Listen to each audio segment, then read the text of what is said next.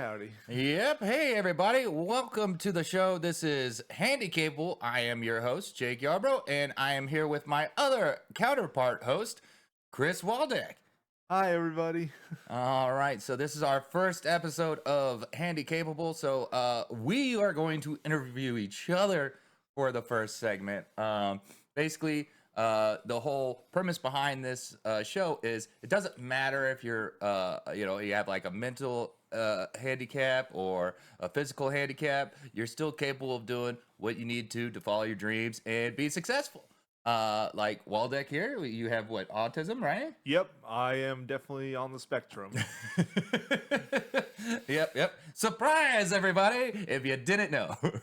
But yeah, and of course, I have PTSD, and I have to deal with that every single day with a little pill that stops me from strangling people. So yeah, it's been great. It's been wonderful. Now, Chris, what are some of the challenges you've gone through in your career? Being autistic and having ADHD and whatnot. Like, Well, Jesus, do we have enough time?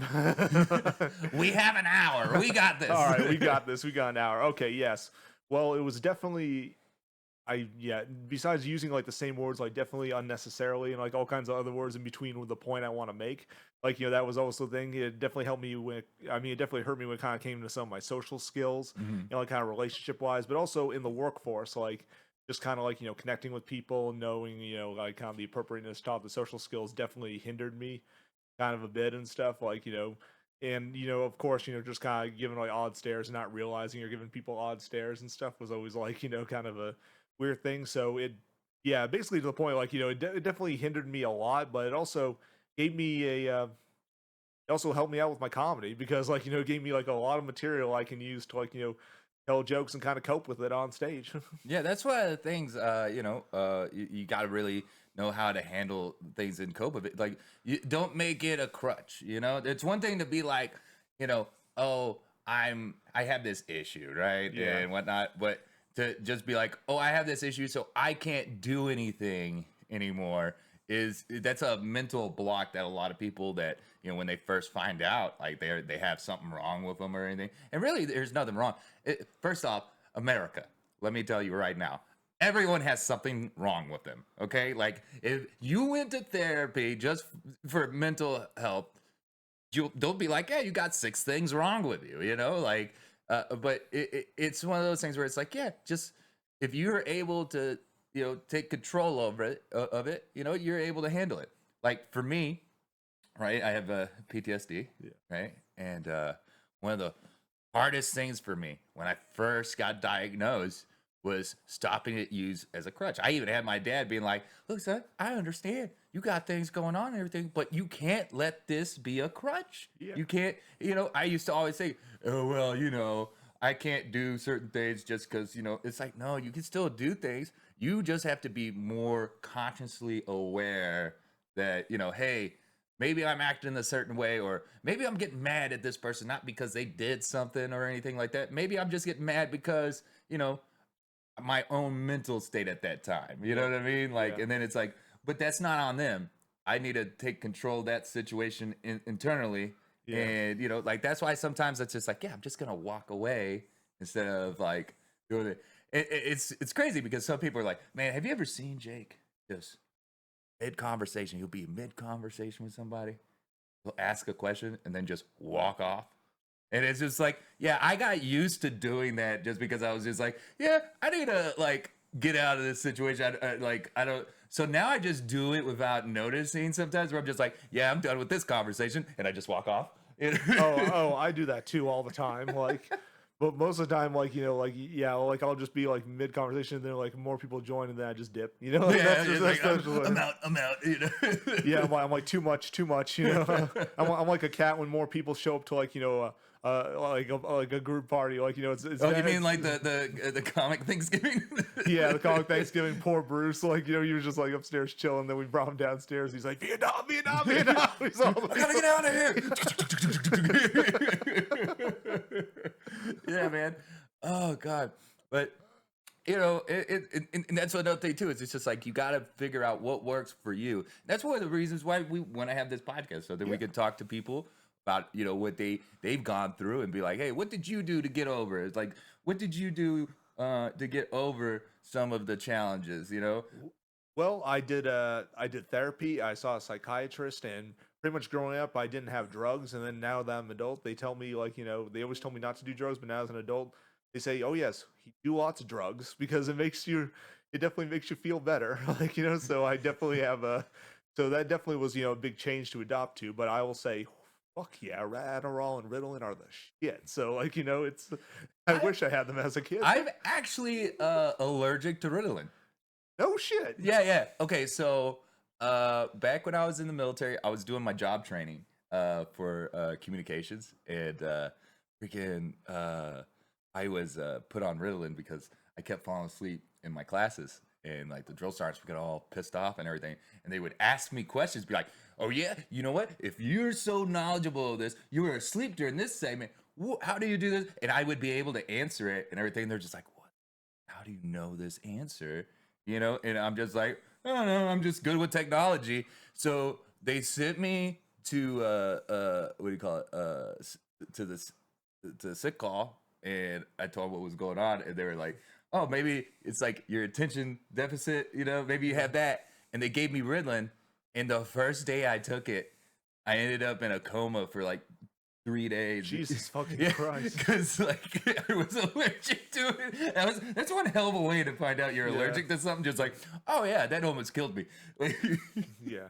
my parents showed up and everything, and I'm like, fuck, like I literally. So this happened Thursday night, and I woke up and it was Sunday all of a sudden. Yeah. You know, and I was just like, I was thinking it was Friday when I woke up. I was like, the fuck, why am I in the hospital? I was like, oh man, I hope I didn't miss the weekend. And it was a 4-day weekend too, so it was like, yeah, I get to go off base and stuff. This could be fun.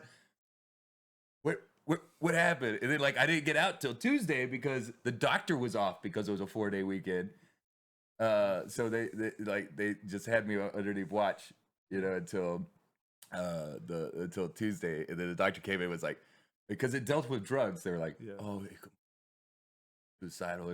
The doctor talked to me and was like, no, he's not suicidal. And we counted his meds. He only took what was told for him to take. Yeah. So it wasn't that. And it was just like, okay, all right, yeah, you're good to go. Yeah. You know. So, but it was still one of those crazy moments where you're just like, man. So that's why I'm allergic to. So that's how you find out you're allergic. You just take something, then you're like, oh, that almost killed me. Hey, I bet your focus was incredible though. Oh yeah. I passed out, still in the middle of class, by the way, and went into a coma. So it did the opposite. Like, so, but yeah, that's crazy, you know, like that they were telling you, like, yeah, they tell you when you're growing up, don't. So you're an adult now, and they're like, yes, do it, do all the drugs, you know, like open up that third eye, you know. Jesus Christ. So I wish I could show more emotion. I wish I could show more emotion, you know, like, oh my God.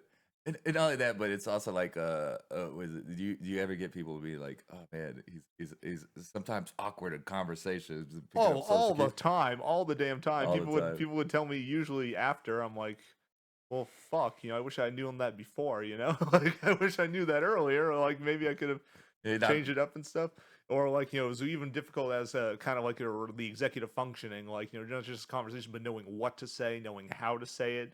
Like just when it comes to I realize now with my writing that I gotta be more like, one of the things I've actually learned to cope with it is I read Audible books.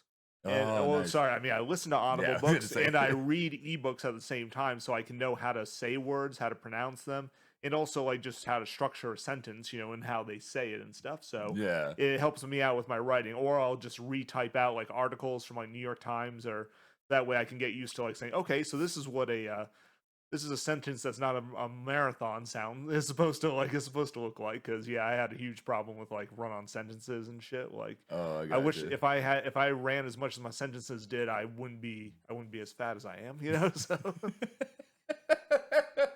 Oh my god! But that's why you got keto, right? Oh yeah, yeah, keto. I took a break from keto. I've definitely put back on some weight, but I'm looking to get back on keto. So it's like, today's like my last cheat day for the week, and then it's back on the keto diet. How many cheat days are you gonna have when you get back on keto? Probably just 2, not 3 anymore, just 2. Just two, just two. You hear that, everybody? Only 2 days.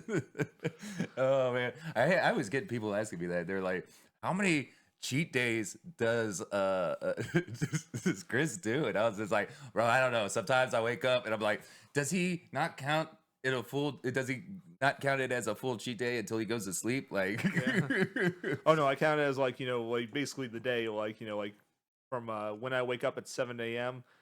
to midnight, basically. Just Mm, like, that's a full day for me. And then yeah, like, I'll wake up in the morning and just, get on, take my, my meds, and then just go to work and just do drive, Lyft, and Uber, and which I've had to drive a lot more because I'm doing World Series of Comedy for like, yeah, yay! woohoo, for Good like, job. yeah, for like the last 2 weeks of the month. So it's like I got to be able to pay off some travel costs. So Yeah, it's yeah. Travel is still ridiculous right now. oh It's uh, fuck it is like, the Spirit looks so cheap until you find out a carry-on bag's $119 for like a one carry-on bag. what do you call it? Casper was talking about that the other day at the roast battle on Monday because of He had flown out to Austin. Yeah, yeah, he flew out to Austin, and he did a roast battle with my buddy Joey Smith in Austin. Shout out to Joey Smith in San Antonio, real hilarious guy. If you're ever in San Antonio,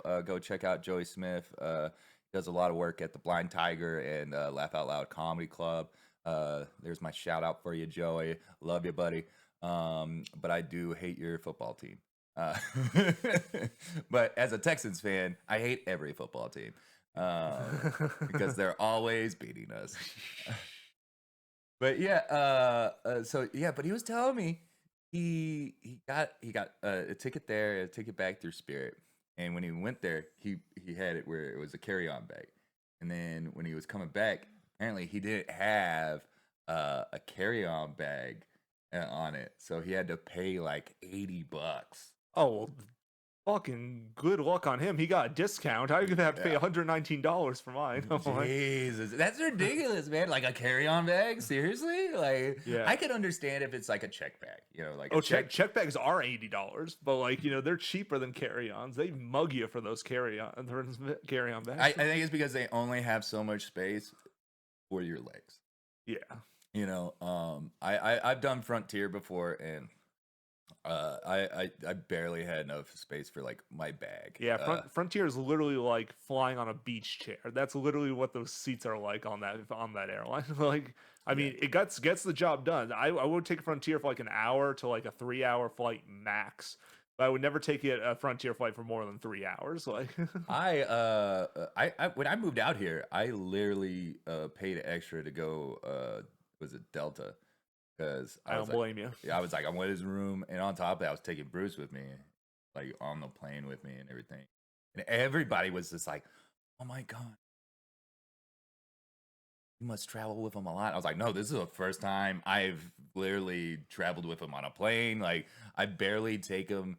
Let's see, the furthest I've taken him in the car was from San Antonio to Dallas, and that was, you know." The most hectic thing. He just kept meowing the entire time. I guess because by the time we got on the plane, there were so many people. He was just so tired that he just passed out on it. And I was just like, okay, this is nice, He's like too much attention, too much attention. Yeah, I think it's crazy when people are like, you should get one of those backpacks, carry Bruce with you. And I was like, dude, I would love to do that, but he hates fucking just leaving that house. He hates it, and like, I don't blame him. He's like, there's so much noise, so many things, and then he would want to get out of the backpack constantly. He's like my attention span when I'm at work in a warehouse. Like, like just everything, just like everything sets you off. Just like you just gotta move a toe. And it's like, fuck my life. Like, yeah, no, I think I go into like Metallica mode. Like, fuck. Oh my god. All right, so yeah, so I think that's good enough for the introductions and stuff. What's that say right there? How many minutes? That's the I can't. That's the CPU No, thing. no. Here we Here go. we go. Where Well, is it? it says Record. record. It says we're about at 15 minutes now. 15 minutes. That's about okay. Good. That's good. Sorry, guys. This is a little bit behind the scenes work that y'all haven't seen yet. But yeah. So let's move on to our main topic of the day. For those that don't know, so we like to choose one big topic that we want to talk about, and this topic has nothing to do with mental health and everything. But it is also to show that, hey, even if you have a handicap and whatnot, we still are able to handle normal things in life. So what we're gonna be talking about today is boom. It is the A's Stadium that's gonna be coming to town. If it passes. If it passes, I know this is so ridiculous. So one of our main things that we want to focus on is teams moving away from places to get freaking what the fuck? Press X. Press X. Oh no, I went to the wrong thing. I didn't hit X. Okay, anyways. My bad, guys. That is all on me. No, that was actually a good thing because now I can't be distracted by Nikki Glazer's tits on the side. So basically, there's a lot of teams that end up doing this all the time where they basically will be like, oh, hey, we want a new stadium and you better give it to us or we're going to move. And then the city's like, no, why would we do that? You're taking taxpayer money that we could use for other things. Like a public transportation system. Yeah, I know. Like, we could definitely update the public transportation system. That'd be great. Or maybe they could fix all the roads, but here in Vegas, they're never going to do that. Well, unless there's a Formula One race going on, which they'll fix part of the road. Yeah, they'll fix part of it, but they won't fix all of it. And then they will cause more traffic too. Yeah, it's really you see everything changes when it comes to Vegas. It was F1 before. It was F1, and then when it comes to Vegas, when it comes to traffic, it's FU. The FU, right? Yeah. Fuck you. But yeah, so basically, here's the thing is so the A's wanted to move to Vegas to get a new stadium, and people are going to lose their jobs at Tropicana from this. Yeah, and they've already been told pretty much. They pretty much got notices that they're going to be going in like 2 years, 1 to 2 years, something around that. Like they only got the extensions for like 1 to 2 years, so it's like fuck, They better hope that that ball stadium, I think they're gonna try to make it into an entertainment center too, so that way like they can keep like traffic into it from around town. But it's like, yeah, it's like we're gonna lose the laugh. Well, Laugh Factory will find a new place. They'll find a new home. They'll definitely find a new home. But like all those restaurant stuff, it's like rest in peace. It's like oh yeah, and not only that, but it's also like, do we need another venue to have like music and concerts and stuff? We have so many. We got a giant Sphere that we spent billions of dollars on, and they still can't get people to perform there. Yeah, like Adele turned it down. U2's accepted it because Bono's got to do it for the children, And they're still losing money on that. Oh yeah, it's at two. It's like I think it's 2.4 or 4.2 billion dollars, like one of those two. But that's how much it's costing. It's like it proves that America really has to be better than China at everything, because like China had that spy balloon that we blew out of the water, so now we got our own spy balloon that we're blowing out of the water. Yeah, exactly. And that's the thing that I think is so ridiculous. It's like we don't need another event center to do things because we already have so many theaters. We have this is entertainment freaking show capital, where it's just like of America, where it's like, yeah, we may not be Hollywood, we may not be New York, but people come here to see shows and gamble like constantly. From New York and from all those places. Yeah. Because we got a place called New York, so they could feel like at home. And you know what? It looks when you go in, you're like, I feel like I'm at home because it's just as shitty. Like. Oh my god! Like, you know what? They don't have a subway at New York, but they got a roller coaster that's broken down just as much. Yeah. It's true. It's true. And they have the arcade for kids because, it's legal for the arcade to take your kids' money, but it's not legal for the slot machines to take your kids' money, It's Hey, like the first time I ever came to Vegas, I was 13. I was with my grandparents. We were visiting my grandfather's brother, who's like a blackjack dealer. And I'm gonna tell you right now, me and my brother, because we were old enough to be gambling, of course, because we're underage. We were in the arcades the entire time. Anytime my grandmother and my grandfather would win money, they would just come to the arcade and just give us more money. Be like, all right, y'all spend the money we just won, and we just played the shit out of video games the entire time. It That's was fucking ridiculous. okay. That's awesome. Like that's awesome if you're a kid. But like one things I've always never gotten or never understood was that like they make gambling like for like adults only to make money on gambling. Yeah. But if your kid wants to blow money on a machine, that's not going to give them any return on investment, and likely it's an arcade machine, so no pussy either. So it's like basically like, but like they can only like they can only play when they lose money. They Yeah. can't play to even have the potential of winning money. It's just never made sense to me for some reason. Never made sense to me. And not only that, but like, so here's another thing too, is like, when it comes to the stadium and stuff that they're gonna be building, not only people are losing their jobs and stuff, but they also have to get funding from the city. Oh Jesus Christ! Yeah, and because no one wants to just, oh, I'm gonna pay for that out of pocket. You don't see Jerry Jones being like, yeah, I'm gonna get a new stadium for the Cowboys and I'm paying for it. No, he still gets it. It doesn't matter how much money he has, he's still gonna get the taxpayers to pay for it.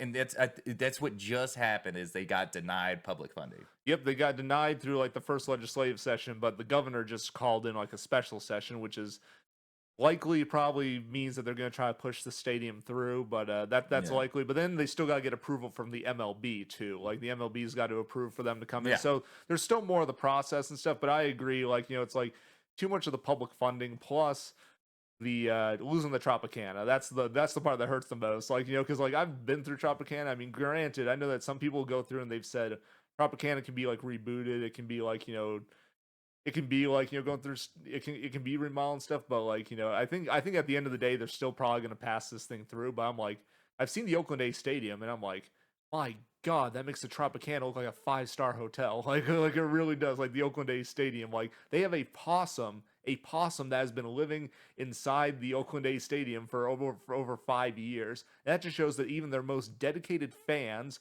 do not actually watch the games in that stadium.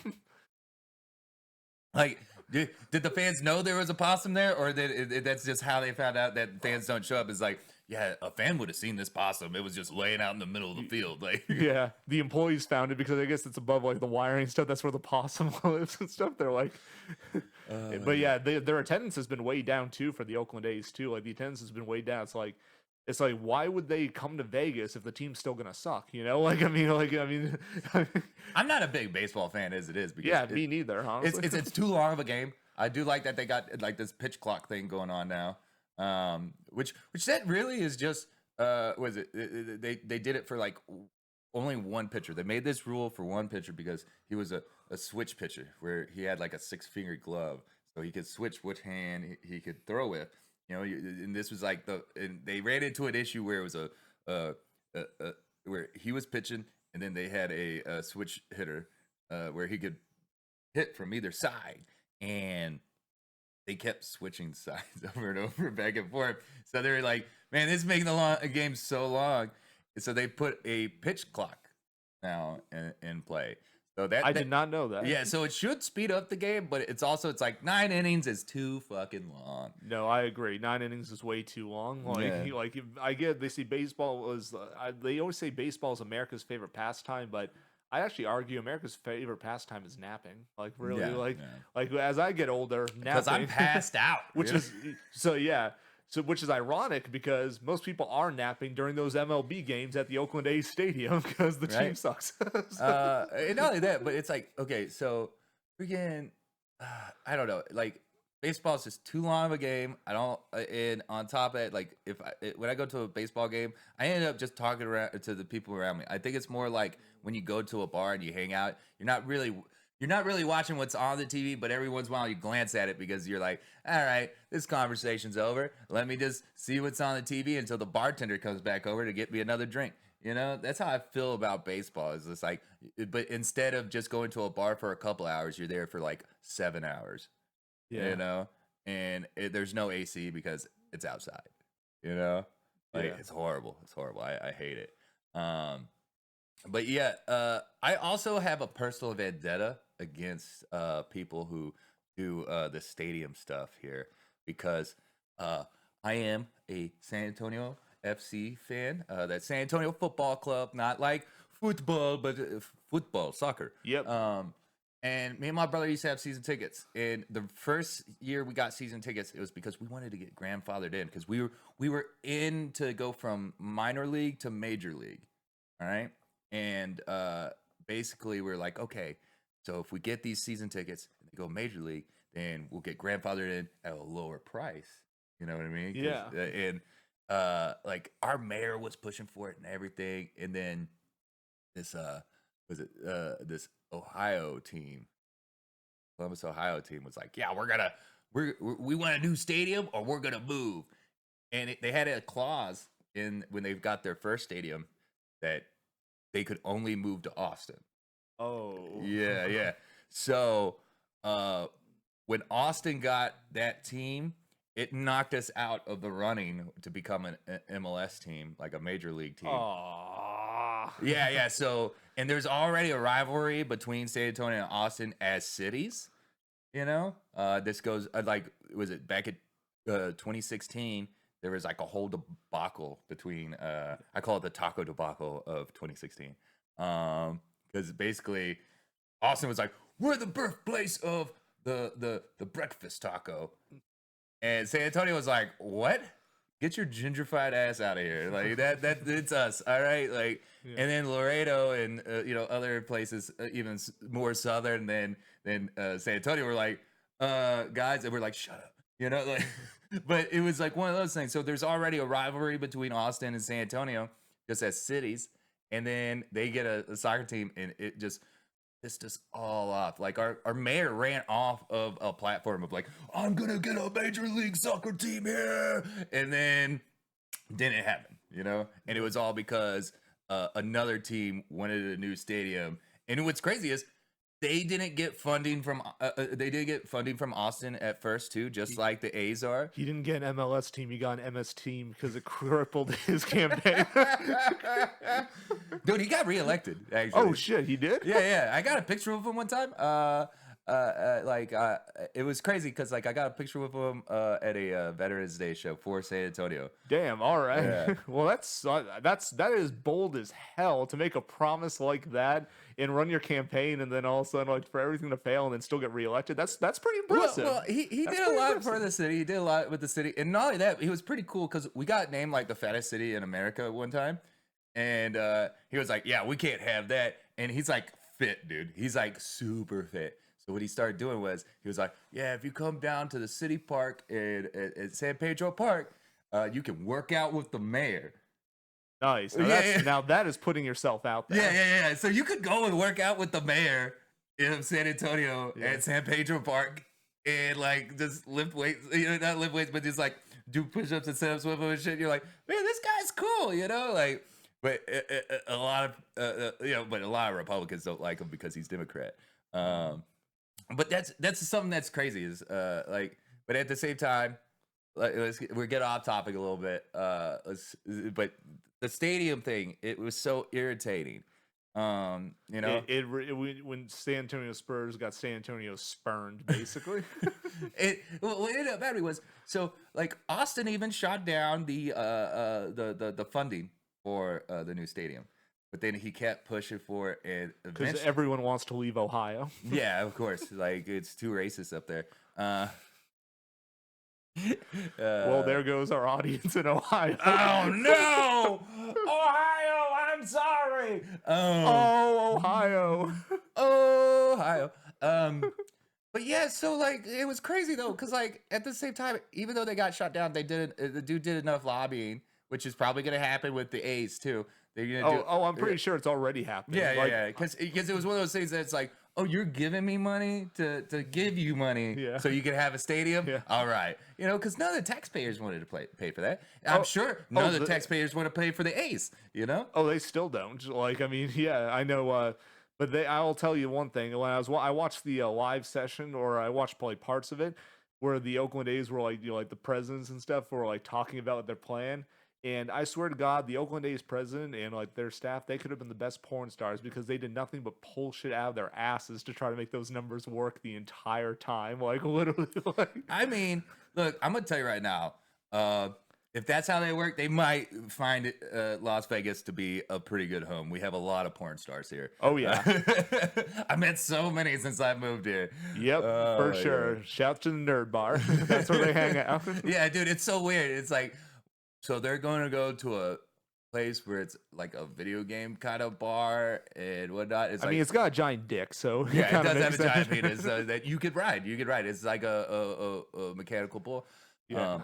Speaking of sports, now you like to gamble, right? Yeah, I do. Yeah. I've seen you post up about like different teams that you've gambled on. There's been times we'd be watching a game and you'd be like, I should have put this bet. So we have a segment called Chris Waldeck's Gambling Corner, where he's going to tell you what he would bet on coming up. According to my autism. According to, like, look, we don't know if he's Rain Man yet, but we're going to keep score on what he wins and what he doesn't win when it comes to his predictions. If I'm wrong, I could be the repo man. You never know. All right. So games coming up. What do you think is going to be happening in the upcoming week? Honestly, in this upcoming week, there's a game I'm focusing on. It's on tomorrow, and I believe it's the Golden Knights versus the Panthers. And I believe this is actually the first Golden Knights versus Panthers game that's actually at the Panthers place. Yes, it is. Which means that the Golden Knights may fight the Panthers as much as they as much as the fans. They're probably just fighting each other during that entire game. Like seriously, like well, what the.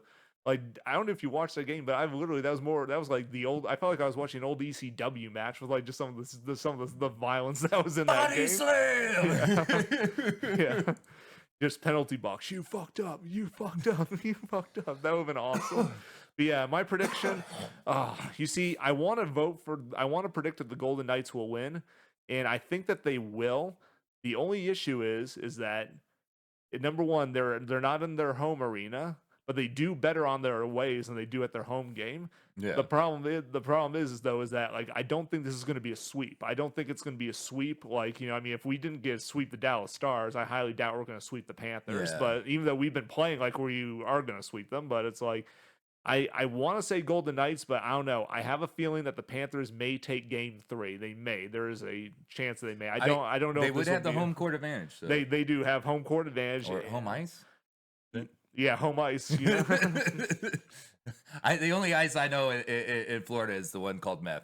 Yeah, because there's a lot of people who do that there. Yeah, it's crazy. We're the Sunshine State, and that's our most renewable energy source is methamphetamines.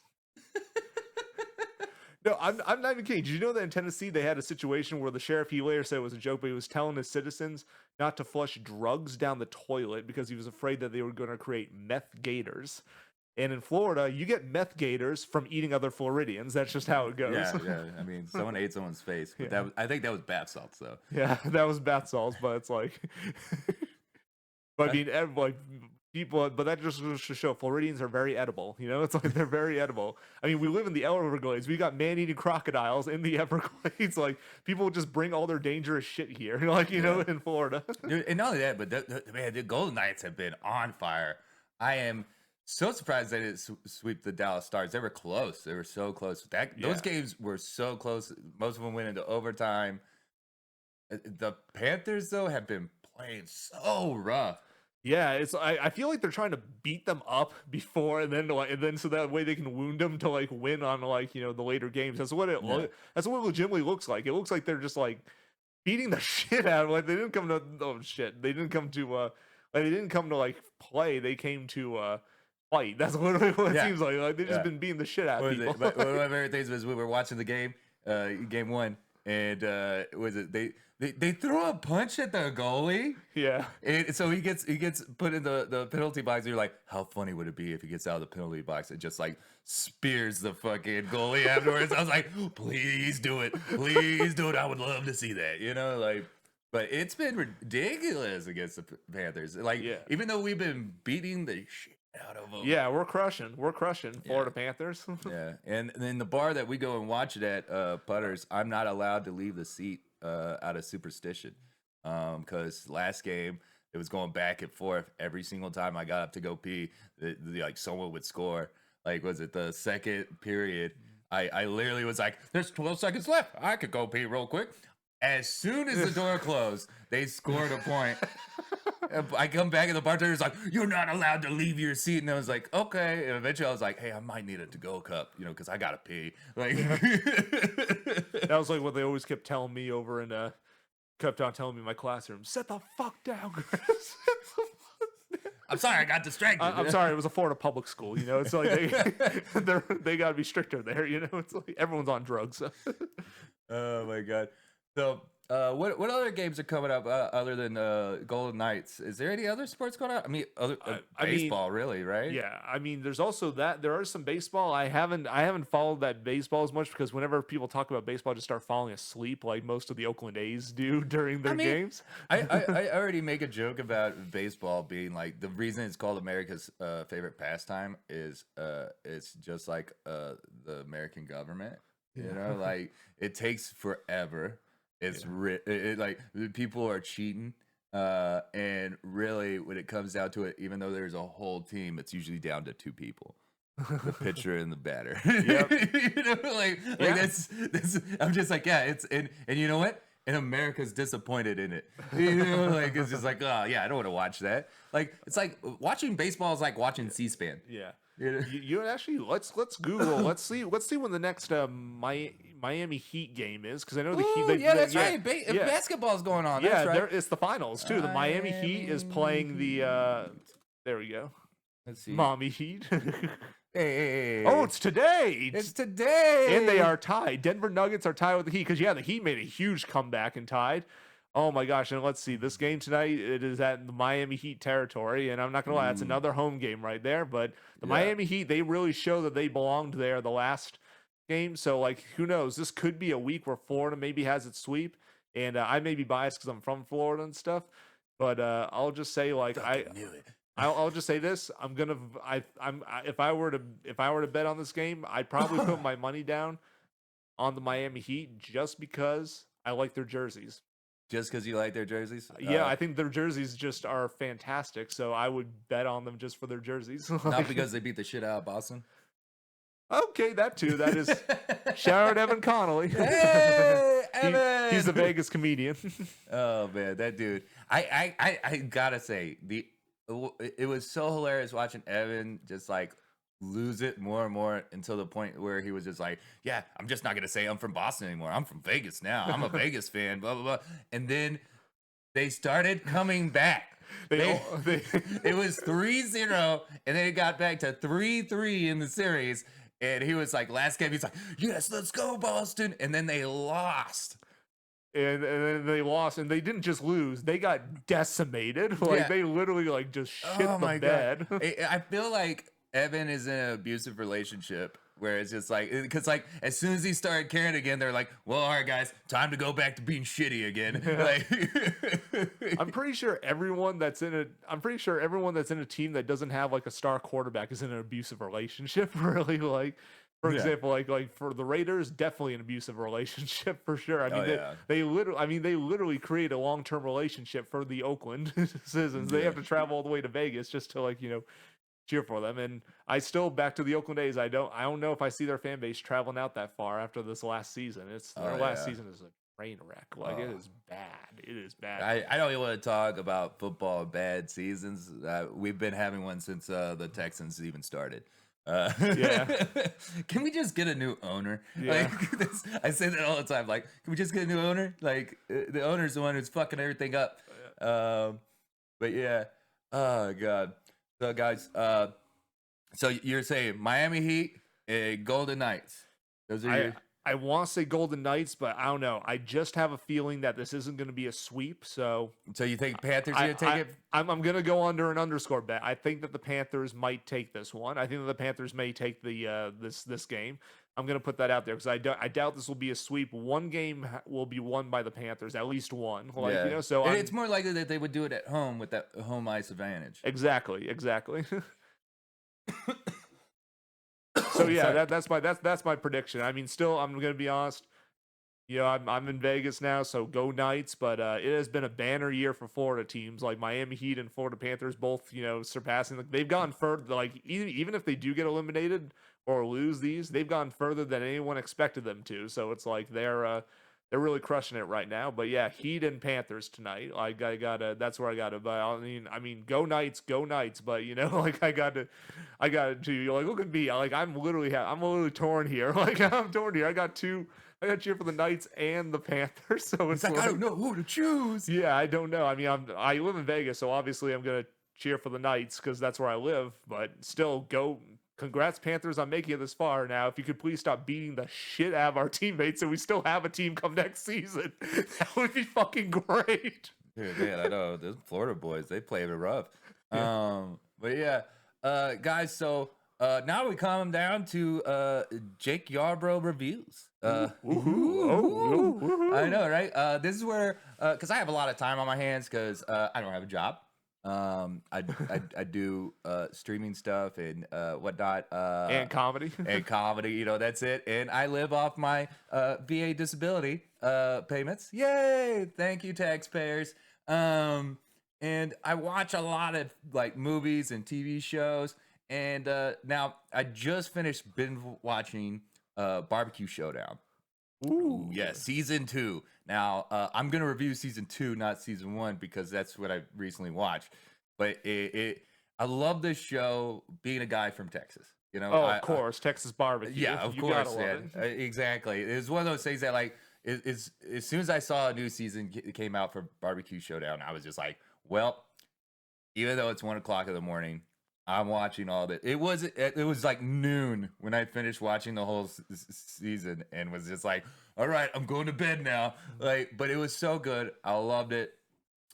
This season they had a bromance between two of the barbecuers and the pitmasters, and man, it was so hilarious because like what ended up happening was in the bromance there's like one dude who's just like in the first 2 episodes he's just fucking like he's getting close to getting kicked out, right? Yeah. And now and like he's like from Iowa, and he's like, you know, really good old school, you know, barbecuer. And the dude that kept getting him out of that slump was a guy who has like not a lot of experience barbecuing, but he has been trained as a chef, right? Yeah. And he actually would go up to him when he's like losing his stuff, being like, "Oh no, I messed this up. And he's like, "No, calm down, man. You got this." Blah blah. Yeah. So like after episode 2, they were like, "We're boys. We're best friends in this contest." He became the McConaughey to his DiCaprio. Yeah, exactly. And it was so great. And I love to see that. Like they always were like showing them being like pumping each other up and everything, even though it was a contest. I really like that. I love seeing positive things because usually when you're in competitions, it's like, "I'm gonna fucking destroy you," you know. And then like even though that they were having friendly competition, you know. Yeah.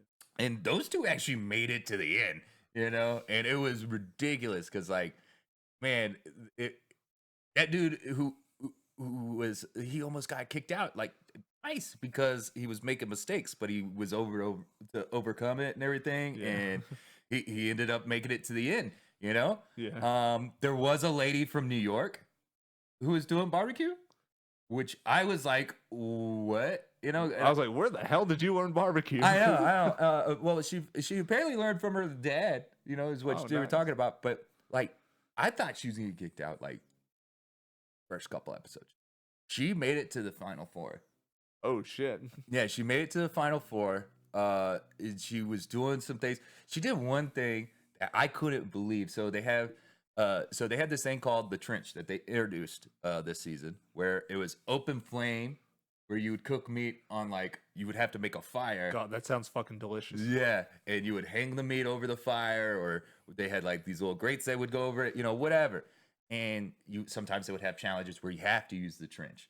And there was one where they were like, yeah, it's surf and turf, and you have to do a underground oven pretty much. Oh, wow. So that's where you take the coals and stuff. After you dig a hole, you put the coals in there, you put on whatever you're cooking on those coals, and then you bury it, and it like cooks it like that. Usually you could do a lot of it steamed. It sounds like a revival technique from The Evil Dead. That's what. Oh yeah, right. Yeah. One of the things is like, so a lot of them were doing their fish in there because they were like, okay, I'll take this burlap sack thing, put a lot of water on it so it steams it, and it'll steam it through, and you use banana leaves. That New York lady was like, no, I'm gonna make a 2-inch tomahawk steak in there. And dude, even the judges were like, that's probably not gonna work. That's probably not gonna work. And it actually worked, and like was apparently good too. And it was just like, holy shit. Yeah. Like at that point, I was impressed enough to be like, all right, yeah. I was judging her for being a Yankee, you know, like Which part of New York was she from? oh man, I'm trying to remember. I'm not sure, but she had the accent and everything. I know that much, and she was always.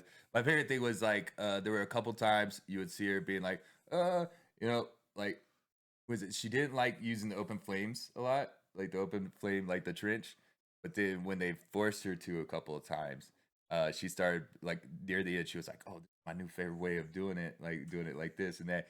And she was like getting into it because at first she was like, "Oh no, I'm gonna get dirty and stuff," you know. And you're like, "Yeah, it's barbecue.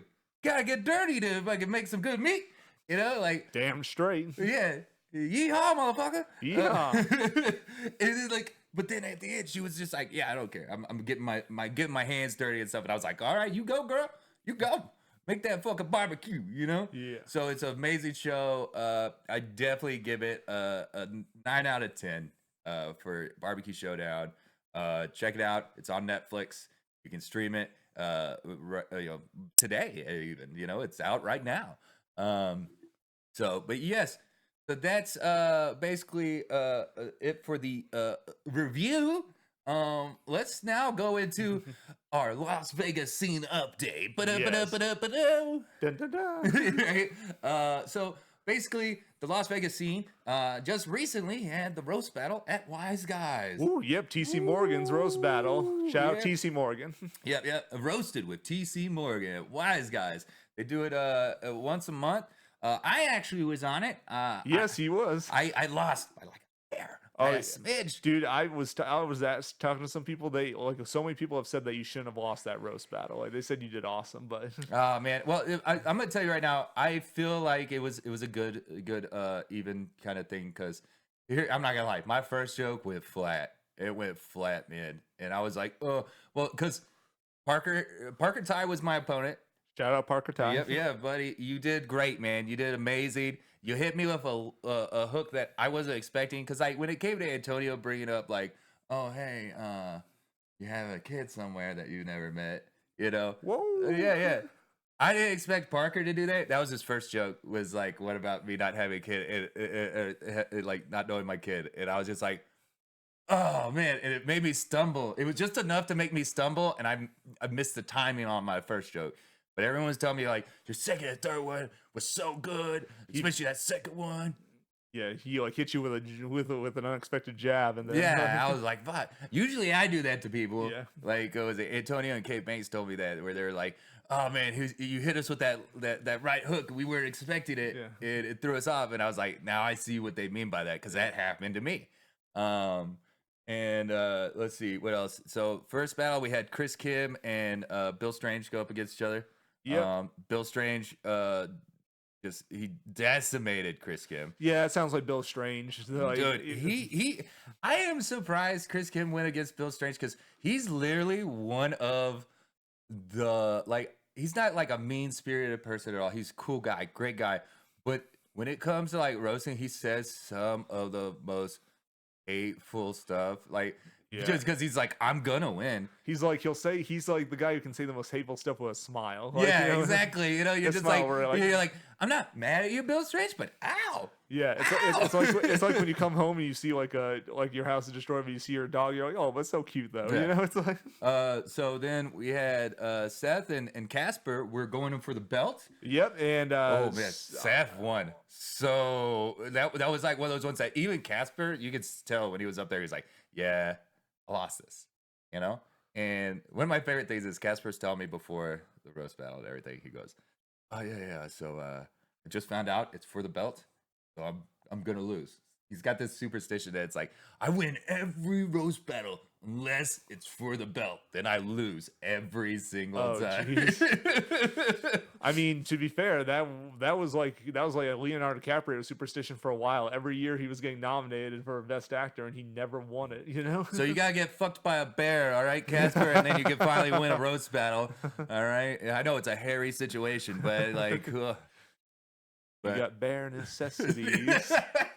Those simple bare necessities. let's see. I know Mario. Fuck, who the hell did he go up against?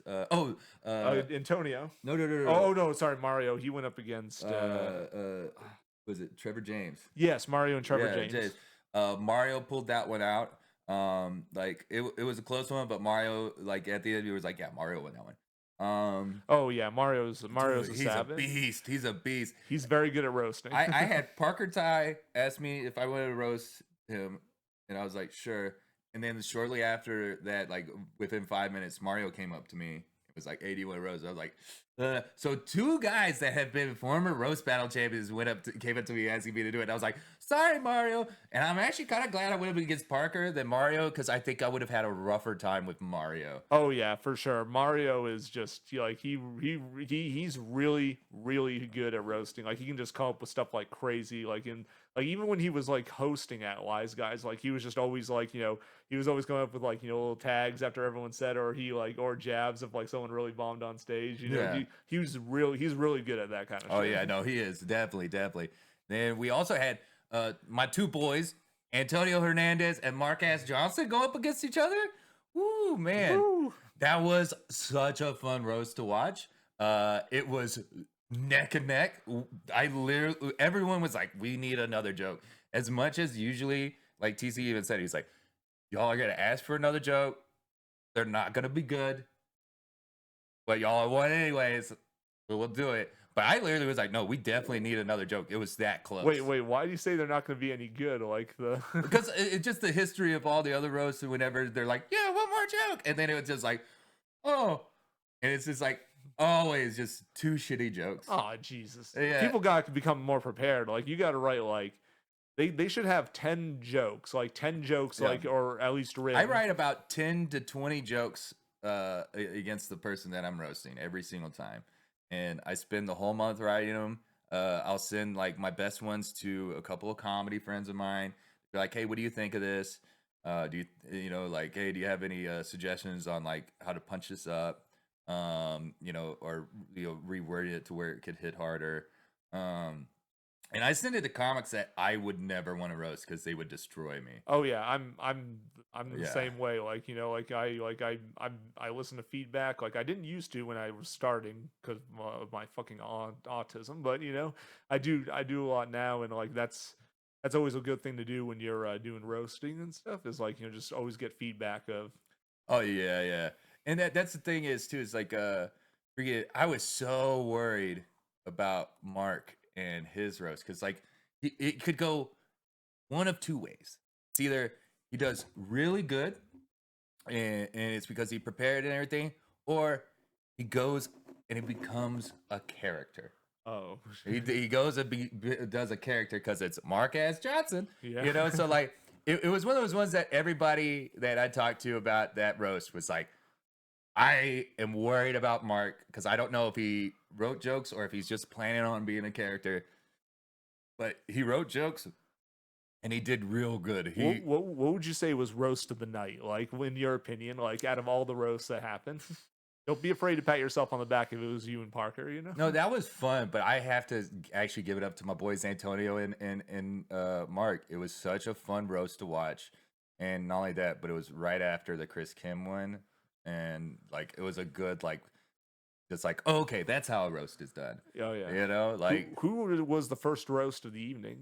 Bill and Chris. Oh, Yeah, okay. yeah, So it got kind of off to kind of like I take it from your tone that was kind of like a little bit of a rougher one. Like Yeah, well, I mean, you had Bill Strange just decimating him and Chris being like, aha, yeah, did I get you? And everyone was just like, no, you didn't get him at all.